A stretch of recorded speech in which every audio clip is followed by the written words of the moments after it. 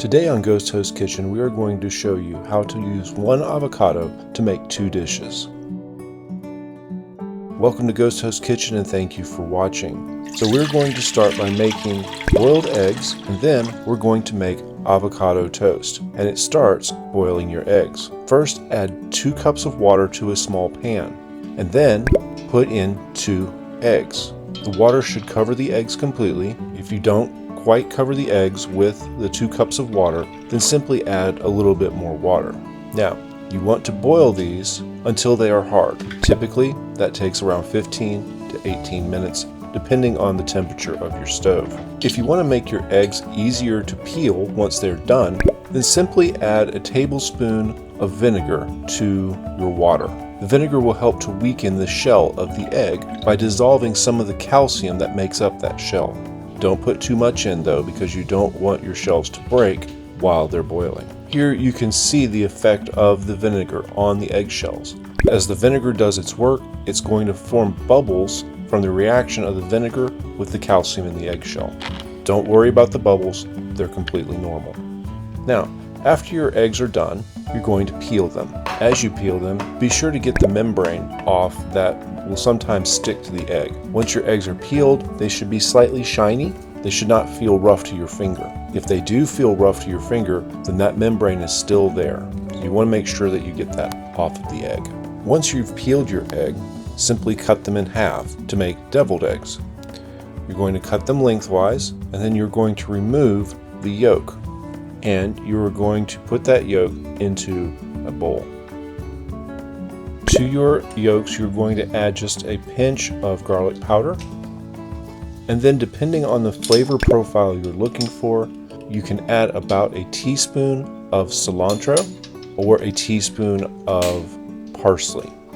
In this case, we're using dried, but fresh also works extremely well.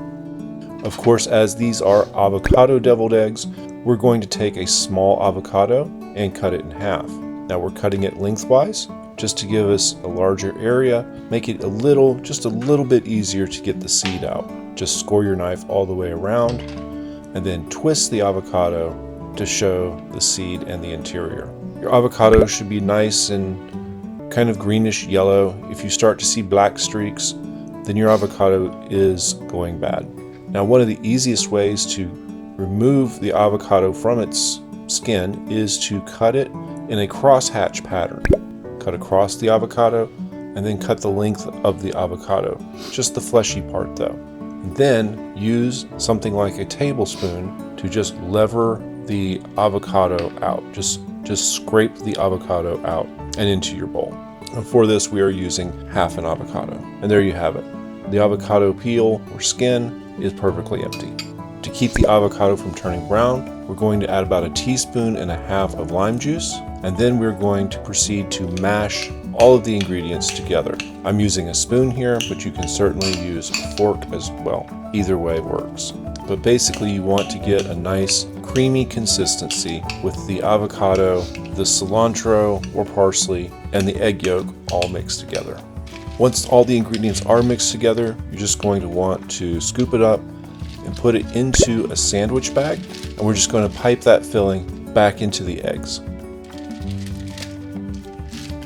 Now we've cut the corner off of that bag, and we are simply going to squeeze the filling back into our boiled egg.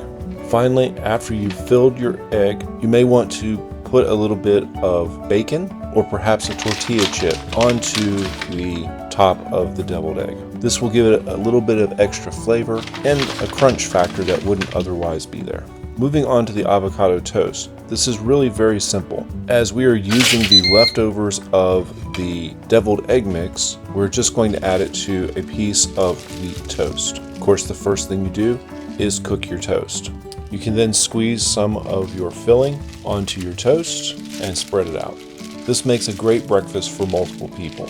If you need to make for 2, it's very simple to use a whole avocado for this breakfast. And that's all there is to it. Thank you for watching Ghost Toast Kitchen, and we'll see you next time.